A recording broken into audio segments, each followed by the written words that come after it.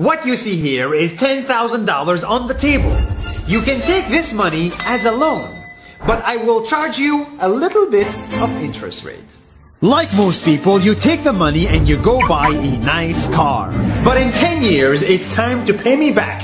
And because of interest rates, now you owe me $20,000 and not 10. You will say, I don't have money to give you. And if you don't, I take your car and a piece of your house. This is how debt works. And after 3 years of traveling the world, I noticed that this is exactly what China is doing. For example, take the small island nation of Sri Lanka. This developing country needs money and China has a lot of it. So Sri Lanka took billions of dollars in Chinese loans. It was easy money just there to be taken. And with that, they built skyscrapers, highways, airports, and shipping ports. The country grew and prospered. But few years later, this easy money came with interest rates, and Sri Lanka was so much in debt that it couldn't pay back China its money. And the only way out was to give China control of what they had built. In other words, Sri Lanka lost a piece of its home to China because of debt. This is the Chinese money trap.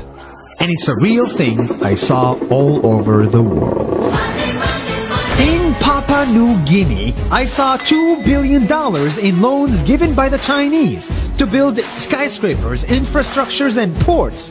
But there is no way this remote developing country can pay it back or its interest rate. And the only way out is to give China control of the country. In the Maldives, Pakistan, Malaysia, Laos, Kazakhstan, Mongolia, Egypt, Kenya, and South Africa,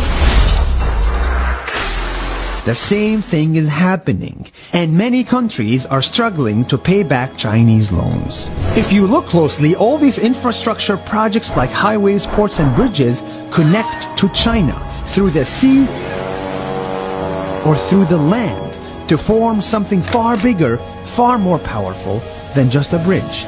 A new Silk Road. The world is already made by China, and I think slowly it will be owned by China.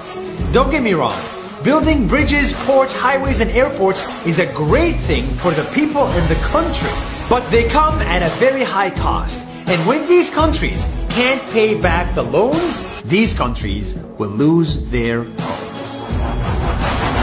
One thing my parents had taught me is that there's no such thing as a free lunch or a free ride.